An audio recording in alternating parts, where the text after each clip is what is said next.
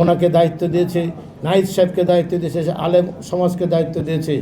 আপনি আমেরিকায় লেখাপড়া করতেন, আপনার একজন প্রেমিকা ছিল, সেই প্রেমিকা হলো মনিকার মা, আপনার মেয়ের মা।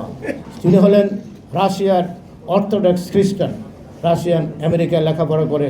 ওই মহিলা দাবি দিল, ইউনুস তুমি যদি আমাকে বিয়ে করতে হয় তাহলে এই অর্থোডক্স ইয়েতে চার্চে গিয়ে তোমাকে খ্রিস্টান হতে হবে, তাহলে আমি তোমাকে বিয়ে করব। ইউনুস সাহেব, আপনি 1970 সালে সে অর্থোডক্স চার্চে গিয়ে খ্রিস্টান হয়ে মনিকার মাকে বিয়ে করেছেন। এর থেকে আপনি মুসলমান কবে হয়েছেন, ফেরত এসেছেন? 18 কোটি মানুষের দেশে, আপনি মুসলমানের দেশে, আপনি সরকার প্রধান। আমি শফিকুর রহমান সাহেব, জামাতের আমির, আপনার আল্লাহর ওলি, আপনারা জিজ্ঞাসা করেন ইউনুস সাহেবকে উনি কি ফেরত এসেছেন?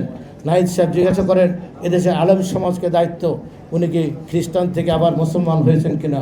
এই কথাটি আমি এখানে বলে আমি আমাদের প্রিয় নেতা তারেক রহমানের দীর্ঘায়ু কামনা করছি।